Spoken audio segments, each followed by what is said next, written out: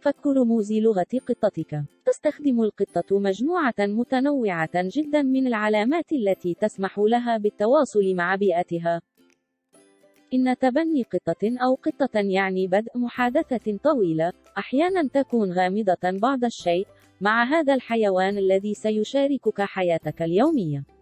سواء كنت تمتلك قطا لأول مرة أو كان لديك صديق قطط لفترة طويلة، فستكون هناك أوقات تريد فيها فهم ما تفكر فيه قطتك.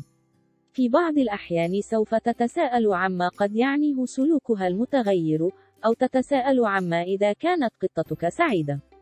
على الرغم من صعوبة فهم القطط، إلا أن هناك العديد من العلامات التي يمكن أن تعطيك أدلة حول ما يفكر به رفيقك ومزاجه.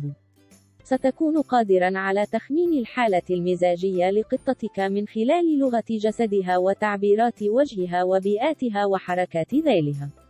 القطط لديها مجموعة واسعة من المشاعر الأساسية، فهي سعيدة، حزينة، خائفة، مرتاحة وحتى محبطة، تماما مثل البشر.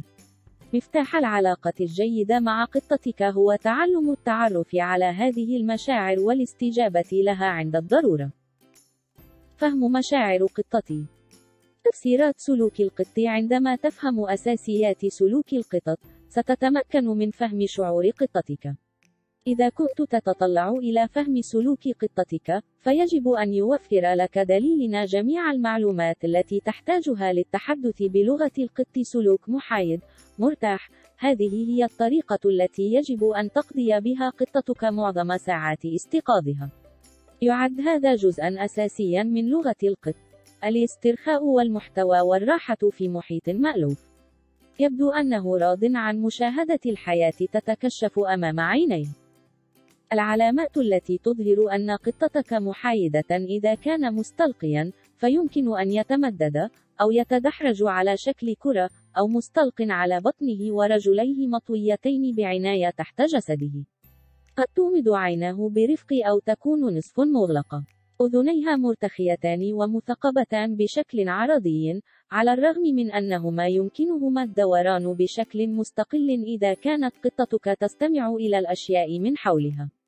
شواربه مسترخية، بعيدا عن جوانب وجهه، ويمكنه أن يعطي انطباعا بالابتسام. جسده مسترخي، دون توتر، مما يوحي بأنه على وشك المضي قدما. تركيز. قد يبدو لطيفا وبديع، لكن الطبيعة جعلت قطتك صيادا ممتازا. يمكنه المطاردة والقبض على الفريسة بسهولة، ويمكنه التركيز بنسبة 100% على هدفه.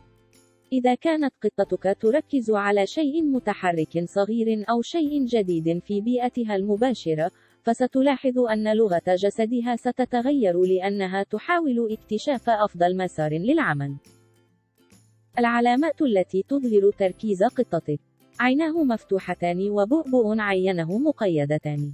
آذانه وشعيراته منتصبة وجسده موجه نحو موضوع انتباهه. يمكن إنزال جسده إلى الأرض وأطرافه الخلفية تحت جسده عند مطاردة فريسته. تشير لغة ذيل قطتك إلى أنها تركز عندما يمتد ذيلها إلى الموضع السفلي.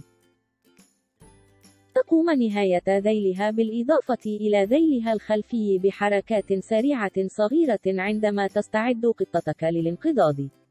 إذا كنت موضع اهتمامه، على سبيل المثال إذا كان يحاول الحصول على طعام أو حيوانات أليفة، فقد تحكك قطتك بذيلها في الهواء، لكنها لا تخطئ في ذلك.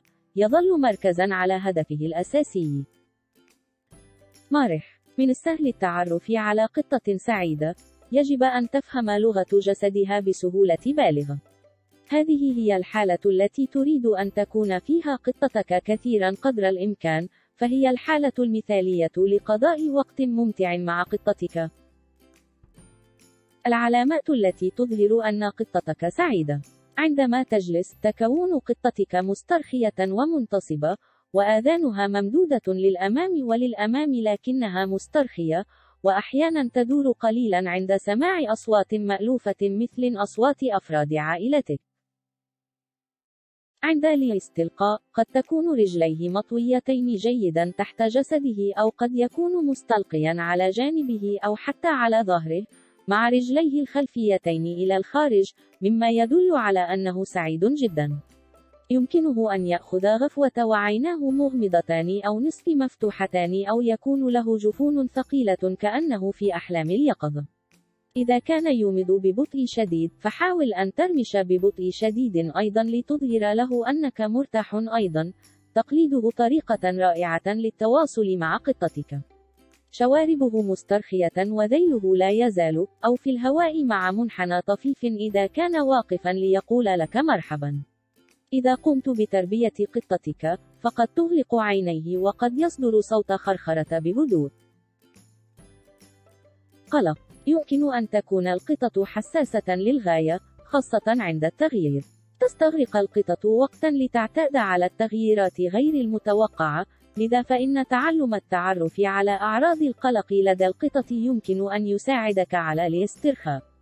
كلما أسرعت في التعرف على علامات لغة جسد القطة، كلما تمكنت من تقديم ملاطفة مطمئنة عندما تقترب منك قطتك من أجل الطمأنينة والاهتمام. امنح قطتك 2 إلى 3 أيام لتعتاد على تغيير كبير.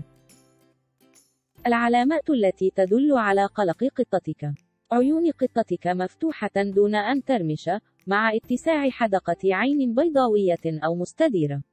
تنتقل أذنه من وضعية مريحة إلى الأمام إلى موقع البحث عن المعلومات، بحيث يتمحور كل منهما بشكل مستقل عن آخر. إذا كان قلقا جدا، فيمكن سحبهم إلى الخلف على رأسه. يبدأ رأسه في الانخفاض، مع ظهور شعيراته على الجانبين لتبدو صغيرة وغير مهددة، أو حتى مقدمة في وضع تنبيه. إذا كان قلقا بشكل متزايد، فقد تبدأ قطتك في الارتخاء، أو قد يتقوس ظهره استعدادا للجري. لغة ذيل القطة مهمة جدا. يمكن أن تكون بلا حراك، أو يمكن أن تتحرك نهايتها بشكل جانبي بحركة بطيئة، وهي علامة على القلق.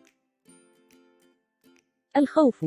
قد لا تلاحظ متى تشعر قطتك بالقلق، ولكن عندما تخاف قطتك، يجب أن تلاحظ ذلك بسهولة أكبر. إذا كان خائفا من شيء مثل الضوضاء الصاخبة، فلن يطمئن من خلال المداعبة، وحتى علاجه المفضل لن تفعله. تخبرك لغة جسده أنه خائف ولن يعود إلى طبيعته حتى يشعر بالأمان. حاولي ألا تقومي بأي حركات مفاجئة، وحاولي تهدئته، فقد ينظر إليك على أنك تشكل تهديدا إضافيا.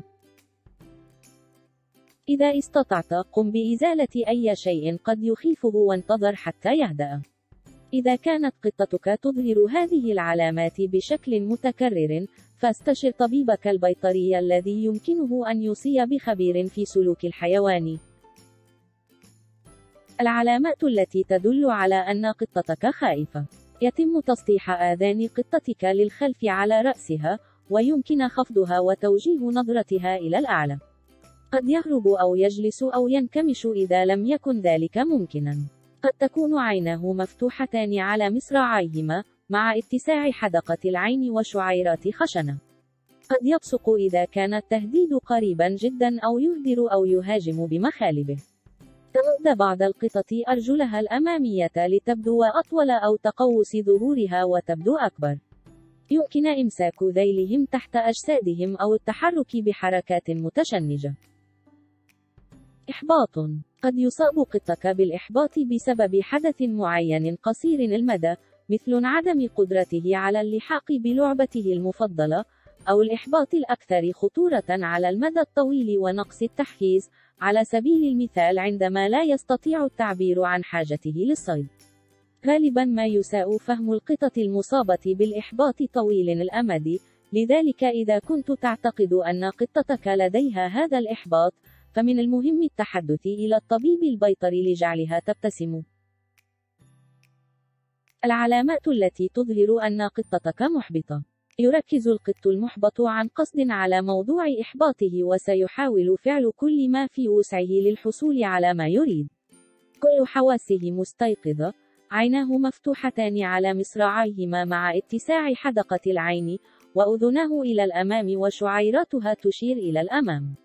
قد يكون يسير بخطى سريعة عندما لا يستطيع الحصول على ما يريد. لا تستطيع القطط الحفاظ على هذا الإحباط إلى أجل غير مسمى. إذا لم يحصلوا على ما يريدون، فسوف يستسلمون أو، في بعض الحالات، يدخلون في حالة من الإحباط على المدى الطويل أو حتى الاكتئاب. غالبا ما تكون القطط المصابة بالاكتئاب طويل الأمد خاملة وترفض الأكل ولا تريد اللعب أو التفاعل مع الآخرين. الغضب. إذا كانت قطتك غاضبة، يجب أن تتصرف بحذر شديد. تجنب دائما استفزاز قطة غاضبة. لا تنظر إليها أو تصرخ في وجهها، ولا تقم بحركات مفاجئة، وتجنب لمسها أو تهدئتها لأن قطتك قد تفسر ذلك على أنه تهديد إضافي وتهاجمك. ابتعد ببطء، وأزل أي تهديدات إذا لم تعرضك للخطر، وامنح قطتك الوقت والمساحة لتهدأ. إذا كانت قطتك تظهر عليها علامات الغضب بانتظام، فيمكنك طلب المساعدة من طبيبك البيطري أو اختصاصي سلوك الحيوان الذي يمكنه مساعدتك في فهم سبب لغة الجسد السلبية هذه.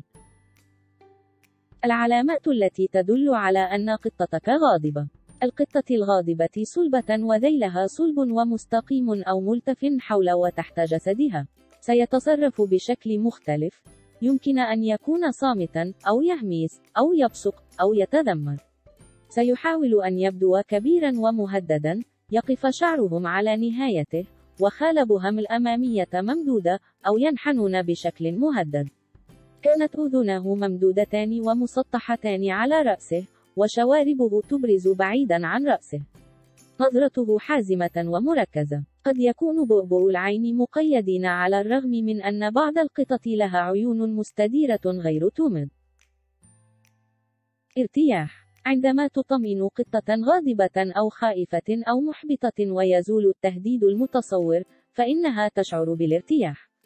تماما كما هو مهم بالنسبة لك أن تعرف متى تكون قطتك غاضبة أو خائفة، من المهم أيضا أن تتعلم التعرف على وقت إراحة قطتك من أجل مساعدته على أن يصبح طبيعيا ومرتاحا مرة أخرى.